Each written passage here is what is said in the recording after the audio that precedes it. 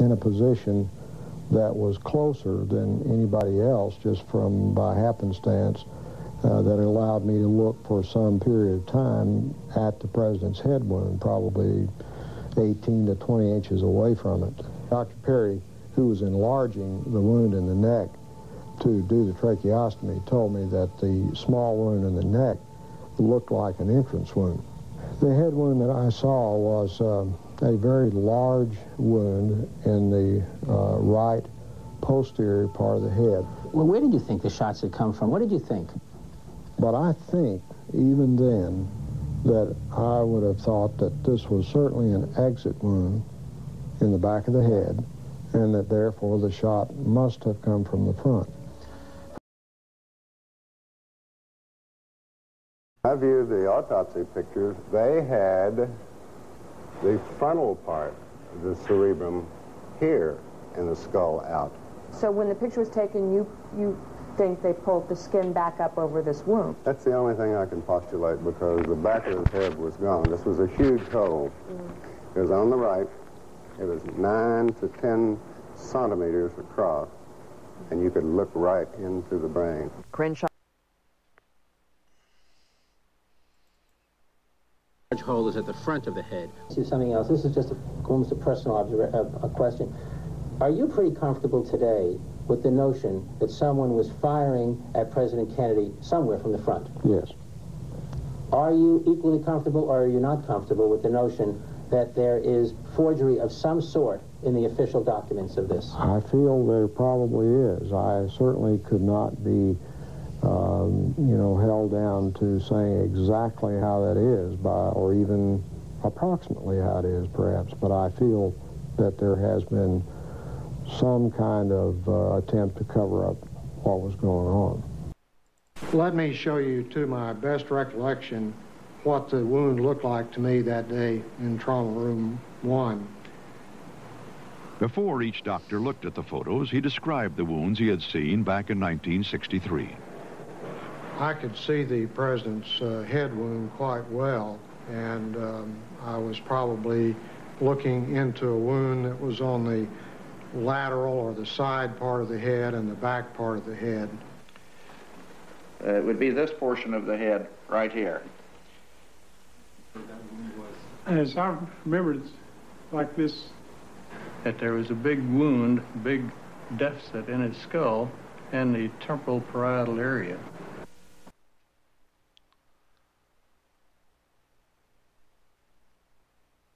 Now, here's what the Warren Commission in their autopsy, they claim the autopsy showed. A small little wound in the back of the head. Yet on the Mormon photo, as we go in, take a closer look, I did many years ago. Something very unusual you see here. Here's somebody else that has examined this.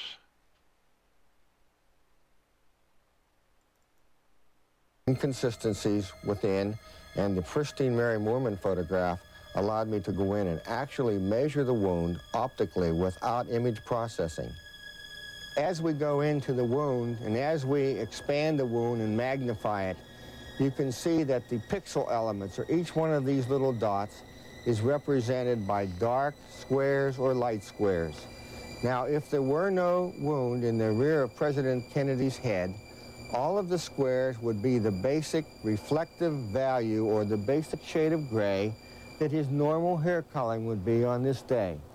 Every time, in my years of experience with this, when there is a concave or convex area that is a deformation of the overall image, there is absolutely no question that the case is, as it goes darker under this situation, that this is going from an area on the top of President Kennedy's head down into an extremely deep hole, because the entrance wound that supported this exit wound was fired from the right frontal area of President Kennedy, and it exited through the rear. Instead of trying to find shooters or gunmen in the photograph. Well, I tried to find shooters in the photographs, and I found a few other things too. Now, before these images were made, were found, the Warren Commission defenders had some little hope, some case to keep fending off reality and truth. But even with this truth before their very eyes, they're still trying to deny this fact. Now, is this the only image I've got of the back of the president's head? No. I also looked somewhere else. Thanks to Robert Grodin's enhancements of the Zapruder film, they were zoomed in some. I've zoomed in either further, and this is what I see. So we have two independent photos here, the Mormon photo and the Zapruder film, which both show this large wound in the back of the president's head. This is not words. This is hard evidence, hard photographic evidence of an exit wound in the back of the president's head.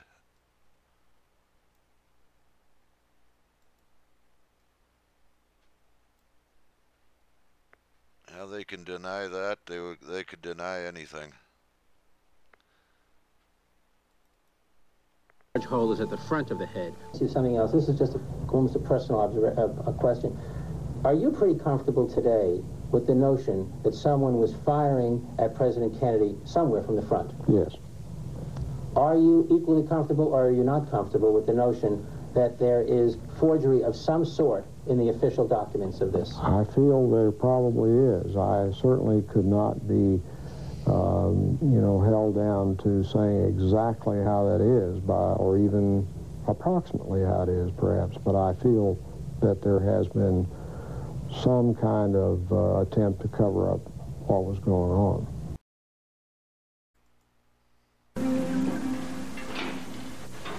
Darrow Tomlinson, a Parkland Hospital employee, reenacts how he found that bullet on a stretcher. The bullet was ballistically traced to Oswald's rifle. The Warren Commission concluded that it was the bullet that had wounded both men and that it had fallen out of Connally's clothing onto his hospital stretcher. The bullet was found here in this area, and not on that stretcher. That's the stretcher I took off the elevator. The stretcher he took off the elevator was Connally's, so Tomlinson found the bullet on a different stretcher not connected to the case. This led critics to claim the bullet was planted, but the commission decided Tomlinson was mistaken. It was there when I came up. This is the bullet. Could it look like this after it went through Kennedy's neck and then struck the governor? But after the body arrived at Bethesda Naval Hospital for the autopsy, many problems followed. The autopsy should have determined how the gunshots killed Kennedy and where the bullets entered and exited his body. Dr. James Humes, a Naval Hospital pathologist, not a forensic expert, was in charge. This was his first autopsy involving gunshot wounds. It resulted in many irregularities. He did not examine Kennedy's clothing to locate and confirm entry and exit wounds. He did not dissect the neck wound to trace the bullet's path through the body. He did not locate the wounds with reference to fixed body landmarks, and he apparently made errors of several inches in drawings locating the wounds. He did not properly examine the brain, which disappeared some years later and has not been found since. He didn't realize there was a bullet wound in the front of the neck until he contacted the Dallas doctors the following day. By then, the body had been removed and re-examination was impossible. And finally, he burned his original autopsy notes before they were made public. Compounding these problems, the autopsy descriptions of the wounds were substantially different from the way the doctors in Dallas described them, as David Lifton explains. We have two groups of doctors seeing the body, which is evidence. Their observations are 6 hours apart. What did they see in each area of the body? In the area of the neck, President Kennedy suffered a wound in Dallas, which was described as an entry wound. If Kennedy was shot from behind, the wound on the front of his neck had to be an exit wound. But that's not what Nurse Audrey Bell, on duty in the emergency room that day, recalls. It looked small and round, like an entry wound, instead of larger, like an exit wound could often look. The wound was about 5 millimeters or a quarter inch across, the size of a pencil, right at the throat, at the Adam's apple. That wound, Dr. Perry made a tracheotomy through. Lifton claims he was told by the Dallas doctor who made the tracheotomy that his incision through the neck wound was smooth and less than half the width described by Dr. Humes, the autopsy doctor. More significantly, he describes it as having widely gaping irregular edges. So the inconsistency here is that we have a widening of a wound, which in Dallas was thought to be a bullet's entry. At Bethesda, in the autopsy report, their conclusion is that this is the exit for a bullet, which entered from behind.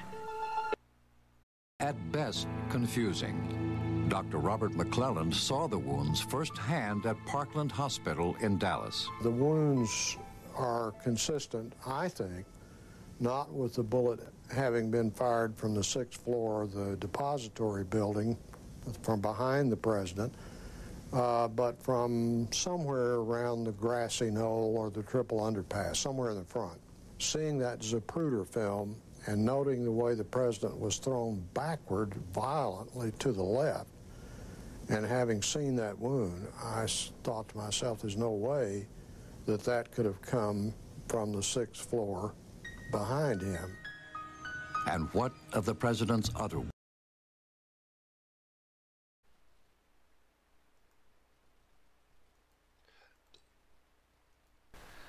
The Warren Commission's guided missile.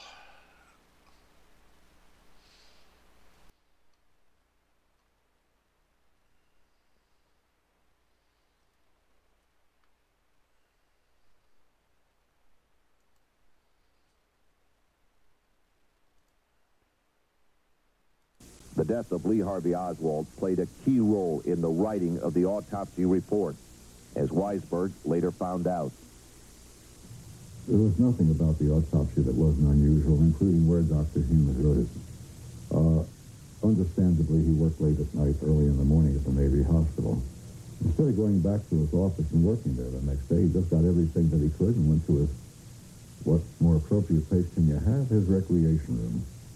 And in his recreation room, he wrote out an autopsy report. He just finished writing out, this is his testimony, by the way. He just finished writing his report out when he hears on television that Oswald's been killed. Well, you might ask, what difference does that make to his report? There's only one sense in which he can make a difference. And that is, he knows very well there's not going to be any trial of Lee Harvey Oswald. He's dead. So Dr. Humes said he rewrote the autopsy and burned the originals there. Dr. Humes' destruction of his original draft, later certified and approved by the president's personal physician, went unchallenged by the Warren Commission. Although we will never know for certain what the original report contained, the evidence appears clear on this point, that once Oswald was dead and there was no possibility of a trial, the autopsy doctors deliberately mislocated the wound in the president's back, a falsification which was essential to the commission's contention that Oswald was the sole assassin.